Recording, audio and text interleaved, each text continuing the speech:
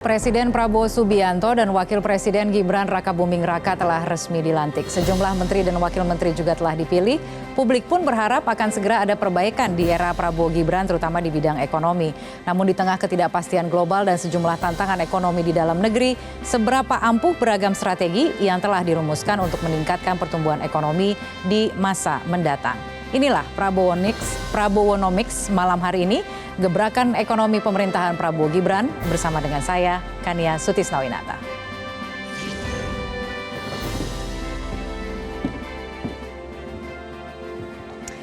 Ya, baiklah pemirsa, sebelum kita memulai diskusi kita pada malam hari ini, terlebih dahulu kami akan menghadirkan beberapa data terkait dengan visi misi Astacita, program hasil cepat, program unggulan dan juga tantangan ekonomi yang akan dihadapi di era pemerintahan Prabowo Gibran. Pertama-tama kita akan lihat Astacita Prabowo Gibran, ini adalah misi khususnya di bidang ekonomi. Ada beberapa yang menjadi sorotan, paling tidak di slide pertama ini yang kita lihat.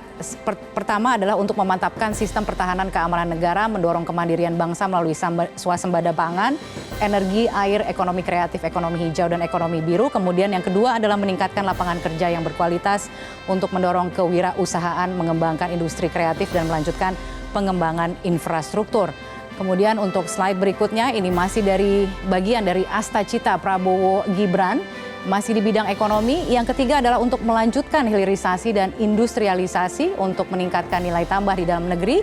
Kemudian juga membangun dari desa dan dari bawah untuk pemerataan ekonomi dan pemberantasan kemiskinan.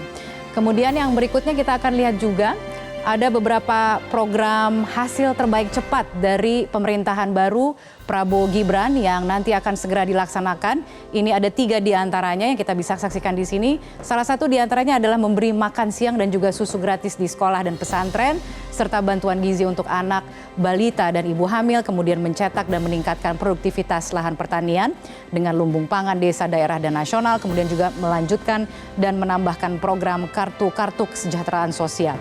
Berikutnya adalah juga untuk melanjutkan pembangunan infrastruktur desa, bantuan langsung tunai, dan juga menyediakan rumah murah. Dan kemudian yang terakhir adalah mendirikan Badan Penerimaan Negara dan meningkatkan rasio penerimaan negara terhadap produk domestik bruto PDB ke 23%. Ini adalah beberapa program hasil terbaik cepat yang menjadi catatan kita. Kemudian juga ada yang dinamakan sebagai program prioritas Prabowo Gibran. Ini berhasil kita olah dari berbagai sumber. Ada 4 diantaranya yang mungkin disaksikan di sini. Salah satunya mencapai swasembada pangan, energi, dan air, penyempurnaan sistem penerimaan negara, pemberantasan kemiskinan, kemudian juga menjamin ketersediaan pupuk, benih, dan pestisida langsung ke petani. Kemudian juga ada soal menjamin rumah murah dan sanitasi untuk masyarakat desa dan rakyat yang membutuhkan. Kemudian juga untuk melanjutkan pemerataan ekonomi, penguatan UMKM, dan pembangunan Ibu Kota Nusantara atau IKN yang masih menjadi program prioritas dari Prabowo Gibran. Kemudian juga ada melanjutkan hilirisasi dan industrialisasi berbasiskan sumber daya alam dan maritim. Dan hal lainnya adalah soal pelestarian seni budaya, peningkatan ekonomi kreatif, dan peningkatan prestasi olahraga. Baik, berikutnya kita akan lihat juga dari Astacita, program terbaik hasil cepat dan juga program prioritas itu, Prabowo yakin bisa mewujudkan pertumbuhan ekonomi Indonesia hingga 8%. Kita simak pernyataan selengkapnya. I'm very confident we can easily achieve 8% and I am determined to go beyond. 8% within the 5 years, the first year, second year, and when you go beyond, are you looking at double-digit growth? I would say within 2-3 years. Yes. Itulah optimisme yang disampaikan pada saat itu. Lantas seperti apa tantangan ke depan yang akan dihadapi pemerintahan Prabowo Gibran? Kita akan lihat beberapa tantangan berikut ini yang bisa menjadi pertimbangan dan menjadi tantangan yang kemudian harus dijawab oleh pemerintahan baru. Ada tantangan soal perubahan iklim, kemudian juga ada konflik yang berkepanjangan di beberapa wilayah di dunia seperti di Rusia dan Ukraina, kemudian juga ada eskalasi konflik Israel versus Palestina dan juga peningkatan eskalasi konflik di kawasan Timur Tengah. Ada juga perlambatan ekonomi global yang menjadi tantangan yang kemudian harus dihadapi ke depan. Tantangan lainnya ada soal ancaman pandemi baru, kemudian disrupsi kecerdasan buatan, bonus demografi. Ini kenapa kemudian kami masukkan sebagai tantangan yang harus dihadapi oleh Indonesia ke depan adalah karena kalau tidak bisa dikelola dengan baik bisa menjadi beban. kemudian ada juga soal daya beli kelas menengah yang menurun. Ini semua yang akan kita bahas pada kesempatan malam hari ini. Langsung saja saya akan perkenalkan beberapa narasumber yang sudah hadir sesaat lagi. Demi Allah, saya bersumpah akan memenuhi kewajiban Presiden Republik Indonesia dengan sebaik-baiknya dan seadil-adilnya. Demi Allah, saya bersumpah akan memenuhi kewajiban Wakil Presiden Republik Indonesia dengan sebaik-baiknya dan seadil-adilnya. Semua kita percaya dan kita yakin kita akan punya kekuatan untuk bisa menghilangkan kemiskinan dari bumi Indonesia. Ini sasaran yang berat. Bahkan banyak yang mengatakan bahwa ini sesuatu yang tidak mungkin. Saudara-saudara, pemimpin yang berani, pemimpin yang baik akan terpanggil untuk menghadapi yang tidak mungkin dan mencari jalan agar yang tidak mungkin kita atasi. Kita akan mencapai cita-cita para leluhur bangsa kita. Bangsa yang gemah ripah loh jinawi, toto tentrem kertoro harjo. Bangsa yang baldatun, tojibatun, warobun gofur. Bangsa di mana rakyat cukup pangan, cukup sandang, cukup papan. Kita harus selalu ingat, setiap pemimpin dalam setiap tingkatan harus selalu ingat, pekerjaan kita harus untuk rakyat.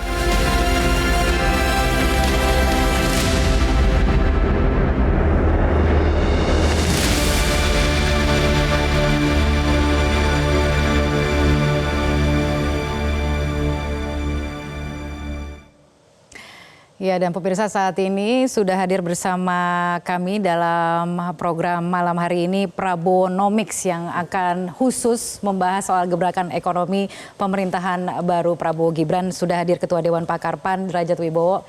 Selamat malam Pak Derajat. Terima kasih telah meluangkan waktu. Kemudian juga ada pengamat ekonomi Indef Andri Satrio Nugroho. Selamat malam Mas Andri. Ini sebenarnya satu rumpun ya. Tapi ada perbedaan pendapat tentunya untuk beberapa hal ya. Beda umur ya. Baik. Tadi saya sudah memaparkan ada begitu banyak data gitu ya. Itu untuk hanya memberikan sedikit gambaran umum begitu apa sih sebenarnya yang bisa kita harapkan gitu ya. Ada Astacita itu adalah misi gitu di bidang ekonomi. Kemudian juga ada program cepat dan prioritas begitu yang kurang lebih akan bisa kita harapkan gitu. Tapi kita ingin mengomentari update terakhir terlebih dahulu adalah soal pelantikan kabinet super gemuk begitu yang baru saja kita saksikan bersama-sama. Yang terakhir ada utusan khusus juga begitu yang dilantik pada hari ini. Saya ingin menanyakan spesifik soal tim ekonominya dulu begitu karena kita akan bahas soal bidang ekonomi. Saya ke Pak Derajat kalau begitu untuk mengomentari tim ekonomi yang ada sekarang ini sudah sesuai dengan harapan atau seperti apa? Ada catatan khusus tidak? Ya, tim ekonomi di antara semua sektor itu yang paling berkelanjutan dari pemerintahan Pak Jokowi ke pemerintahan Pak Prabowo itu memang tim ekonomi. Menkonya Mas Erlangga, ya, Menteri Keuangannya, kemudian Menteri Perindustriannya, Menteri ESDM-nya. Jadi memang paling berkelanjutan karena memang Pak Prabowo merasa bahwa ini harus segera cepat, jadi yang mereka yang sudah menjalankan sebelumnya itu yang diberi amanat untuk melanjutkan begitu. Jadi temanya memang berkelanjutan begitu. Temanya memang melanjutkan, tapi tentu tidak bisa business as usual. Ya. Jadi seperti yang disampaikan oleh Pak Prabowo bahwa ada target-target yang harus dicapai yang tentu berbeda dengan target yang ingin dicapai di zaman Pak Jokowi kan. Kemudian ada program-program target pertumbuhan ekonominya target saja pertumbuhan sudah beda. Ekonomi, program-programnya. Dan satu hal yang mungkin belum banyak dibahas, tapi dulu Pak Prabowo sering dipecandain, itu adalah masih ingat 2014 kan beliau sering bicara bocor. Nah, itu sebenarnya bocor itu kita terjemahkan di dalam Astacita ke-7 Mbak Kania. Nggak banyak dibahas, padahal ini sangat krusial. Astacita ke-7 karena kaitannya dengan bidang ekonomi begitu. Menciptakan anggaran, itu seperti akuarium untuk bagi bidang ekonomi untuk bisa bergerak. Karena di Astacita ke-7 itu adalah simpelnya adalah good governance. Ya, jadi itu ada 55 butir, ada 55 poin, dan kuncinya adalah Pak Prabowo ingin menekan kebocoran-kebocoran anggaran maupun kebocoran-kebocoran di dalam kebijakan. Dan Mbak Kania tentu tahu kalau untuk tahun 2025 1% bocor saja itu sudah 36 triliun. Ya. Padahal bocornya bukan 1%, kan bocornya tergantung, kalau kita pakai angkanya Pak Mitro 30%, tapi mungkin bocornya ya di angka belasan persen. Kita bisa bayangkan berapa banyak anggaran yang sudah terbatas itu nggak menetes betul-betul ke rakyat. Nah, Pak Prabowo ingin menjamin bahwa anggaran ini betul-betul sampai ke rakyat. Pidato perdananya nanti kita akan komentari, bahkan kita akan juga tampilkan lagi, tayangkan lagi beberapa pidato perdana yang mungkin nanti akan kita komentari juga bersama-sama. Tapi saya ingin ke Pak Andri terlebih dahulu untuk mengomentari soal tim ekonomi kita. Ada catatan khusus dari nama-namanya, apakah sudah sesuai dengan harapan? Tadi dikatakan ini nama-namanya kan tidak banyak yang berubah juga ya, dominan nama lama. Isunya adalah soal keberlanjutan gitu, untuk memberikan keyakinan bahwa ke depan ini ada harapan begitu yang lebih baik lagi gitu. Ya. Kalau saya melihatnya sih sebetulnya stabilisasi ya. Jadi kuncinya adalah pasar kemarin juga melihat siapa yang akan ditaruh di sana gitu ya.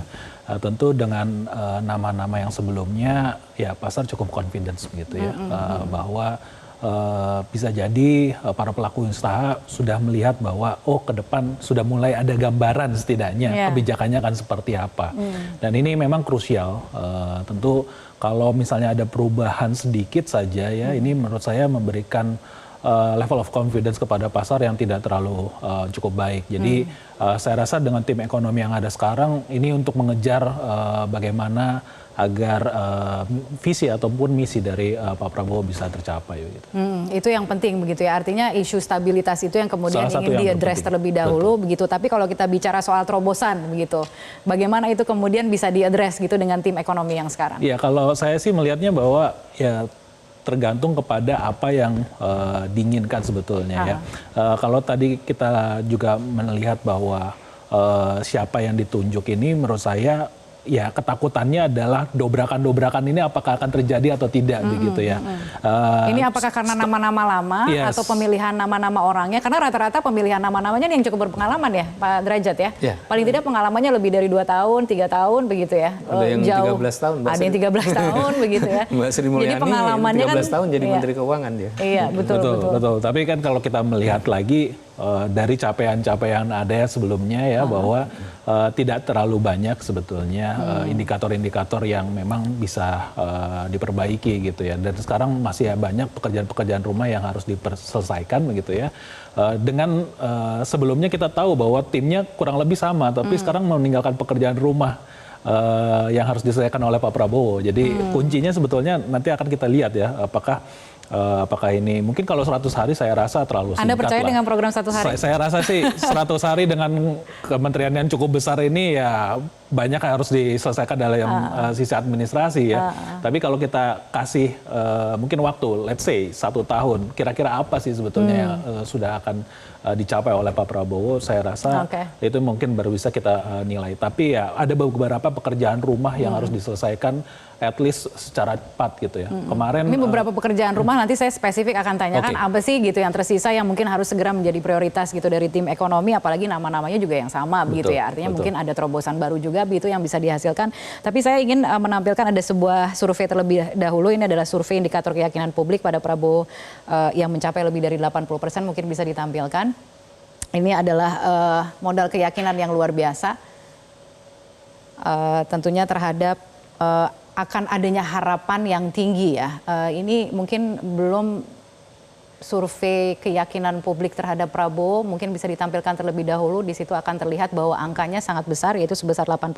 Ini angka yang lumayan ini untuk mengawali pemerintahan. Bagaimana Pak Derajat melihat? Angka yang bagus, dan saya rasa biasa ya ketika baru pertama itu memang biasanya angkanya tinggi. Angkanya tinggi. Tadi Mbak Kania menyebut 100 hari, walaupun memang kita tidak bisa terlalu ini di 100 hari, tetapi itu sangat krusial. Karena tapi pressure-nya lebih tinggi dong Pak ya? Iya, karena kan tentunya ekspektasinya juga lebih tinggi. Betul, dan kita harus ingat 100 hari itu yang 70 hari adalah di tahun 2024, memakai APBN 2024. Iya. Yang 30 hari baru memakai APBN 2025. Nah, saya rasa dari 8 program hasil terbaik cepat ya PHTC itu mungkin fokusnya lebih banyak ke 2+1 ya mungkin ya. Yang pertama itu adalah kartu-kartu tadi. Oke. Boleh tahan terlebih dahulu, kita harus jeda. Oh, oke. Ya, boleh kita simpan dulu. Begitu termasuk juga nanti akan kita komentari pidato perdana dari Presiden Prabowo di mana menyoroti banyak sekali permasalahan ekonomi. Kita akan coba cuplik satu persatu untuk kita komentari bersama-sama. Kita akan lanjutkan perbincangannya sesaat lagi, tetaplah bersama kami. Jelajahi cara baru mendapatkan informasi. Download Metro TV Extend sekarang.